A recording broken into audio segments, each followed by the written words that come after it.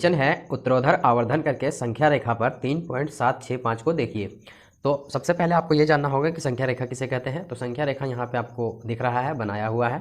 और ये उत्तरोत्तर आवर्धन क्या होता है तो मैं आपको बता दूं, आप समझिए आवर्धन क्या होती है वो आप देखिए। जैसे ये स्केल आप देख रहे हैं तो यहाँ पे अगर आप देखेंगे तो ये है 15 और 16। अभी देखिए इसे हम आवर्धन करके देखेंगे। यही होती है आवर्धन, जूम करने की प्रक्रिया को हम लोग आवर्धन कहते हैं। ये इसमें कोई बड़ी बात नहीं है, तो यही हमें करके देखने के लिए बोला है। अब अगर देखेंगे तो ये लाइनें कितनी बड़ी बड़ी आपको दिखाई दे रही हैं। सो आप देख सकते हैं 15 और 16 के जो बीच में है ये लाइनें आपको स्पष्ट दिखाई दे रही हैं और आप इसे स्पष्ट रूप से गिन भी सकते हैं। जैसे यहाँ पे देखिए 1 2 3 4 5 6 7 8 9, तो इसे आवर्धन करके आप आराम से गिन भी सकते हैं। तो क्वेश्चन में हमें कुछ इसी प्रकार से बनाने हैं सारे के सारे और समझने हैं। तो यहाँ पे सबसे पहले किसको देखने के लिए बोला है, 3.765 को देखने के लिए बोला है। तो उसे हम देखेंगे कैसे। तो 3 पॉइंट का हम क्या करेंगे, एक संख्या रेखा बना लेंगे। 3 से लेकर के हम 4 तक संख्या रेखा यहाँ पे बना लिए हैं, ताकि इसी के अंदर में जो है सो ये संख्याएं होंगी। तो यहाँ पे 3.0 3.1 हम यहाँ ले लिए हैं और इसी प्रकार से 3.9 और 4.0 ले लिए हैं। अब हम देखेंगे ये कि 3.17 कहाँ पे है। तो 3 पॉइंट जो है सो 7 यहाँ पे है और तो 3.7 यहाँ पे है। ये जो 3.765 है वो किसके अंतर्गत आएगा, तो 3.7 और 3.8 के बीच में आएगा। मतलब यहाँ पे इसके बीच में ये संख्याएं होंगी। तो क्या करना होगा, इसे हमें आवर्धन करना होगा। तो आवर्धन जब करेंगे तो हमें इस प्रकार से एक नई संख्या रेखा देखने को मिलेगी, जो कि यहाँ पे है। देखिए कुछ इस तरह का पर संख्या रेखा हमें देखने को मिलेगी। जब हम इसे आवर्धन करेंगे, इसे जूम करेंगे, तो यहाँ पे एक इस तरह का एक हमारे पास संख्या रेखा आएगी, जिसमें होगा 3.70 3.71 3.72 3.73 3.74 और इसी प्रकार से 3.7 3.78 3.79 3.80। ठीक, लेकिन अभी भी हमारा जो है सो 3.76 आया है ना, लेकिन 5 नहीं आया है। 3.76 कहाँ पे मिलेगा, देखिए 3.76 आ गया है, लेकिन हमें कितना लाना है, 5 अभी हमें नहीं मिला है। तो क्या करेंगे, 3.76 और ये 5 है, तो मतलब क्या होगा, किसके किसके बीच में होना चाहिए वो हम पहले पता लगाएंगे। तो देखिए 3.75 है, 3.76 है, 6 के बाद क्या आना चाहिए, 5 आना चाहिए।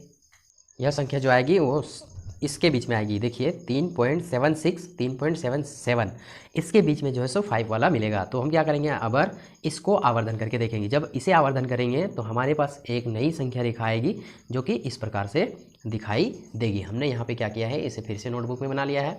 अब देखिए जब हम इसे आवर्धन करेंगे, इसे जूम करेंगे इस वाले लाइन को, तो यहाँ पे हमें क्या मिलेगा, सबसे पहले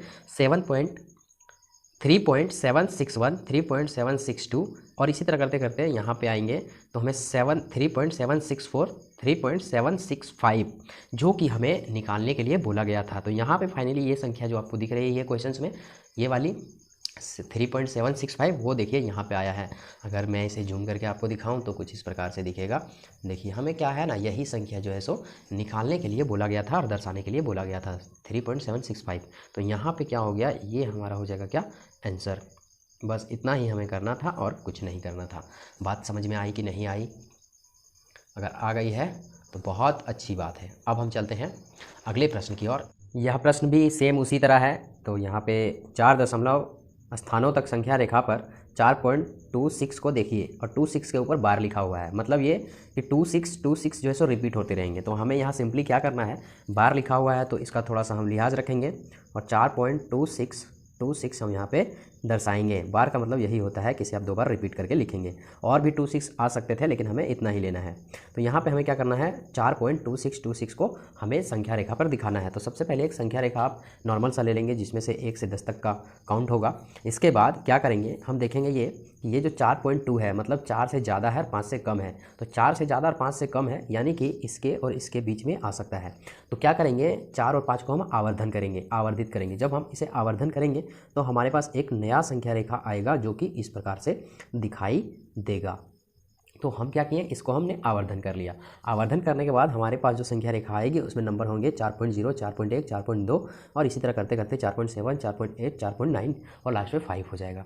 अब ठीक है, हमें लाने कितने हैं, हमें लाने हैं 4.2 4.26 लाने हैं। तो यहाँ पे 4.2 आ चुके हैं और चूँकि 6 है तो किसके किसके बीच में होंगे, 4.2 और 4.3 के बीच में जो से ये संख्याएं आ सकती हैं। तो अब हम क्या करेंगे, 4.2 और 4.3 को आवर्धित करेंगे, इस वाले पोर्शन को हम क्या करेंगे, आवर्धित करेंगे। तो आइए हम जब इसे आवर्धित करेंगे तो हमारे पास एक नया संख्या रेखा आ जाएगा।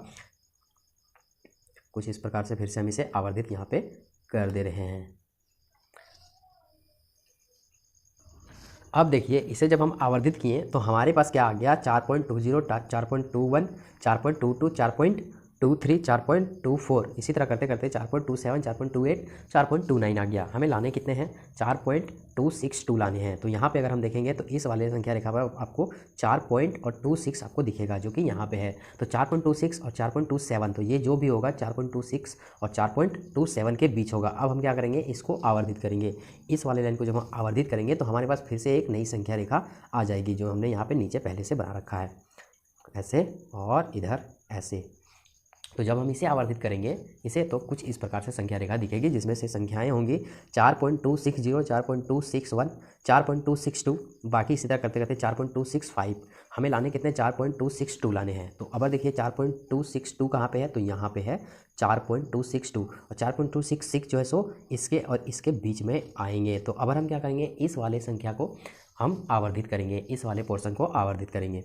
तो आवर्धन जब हम इसे करेंगे तो हमारे पास एक नई संख्याएं रेखाएं निकल कर आएंगी, जो कि इस प्रकार से दिखेंगी। और यह संख्या रेखा क्या है, लास्ट है। तो इसे हम आवर्धन करेंगे कुछ इस प्रकार से और इधर से इस प्रकार से। अब देखिए यहाँ पे हमने आवर्धन कर दिया तो ऐसा दिखा।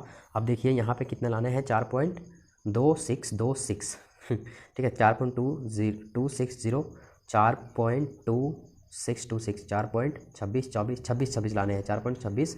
देखिए यहाँ पे है 4.2626, दिख रहा है कि नहीं दिख रहा है। तो हमें लाना कितना था, 4.2626 लाना था। तो हमने यहाँ पे 4.2626 जो है सो दिखाया है। तो यही हो गया आपका क्या आंसर, यही हमें दिखाना था। तो बेहद ही आसान है, थोड़ा सा आपको टाइम लगेगा ये डायग्राम बनाने में। वीडियो को पॉज कर लीजिए अच्छे से और इसे आप अपने नोटबुक में अपने हिसाब से नोट कर लीजिए, ताकि आप इसे कभी भी खोलेंगे तो आपको आराम से समझ में आ जाए। मिलते हैं अगले वीडियो में नई प्रश्नावली के साथ, तब तक के लिए थैंक यू और साथ में बाय बाय।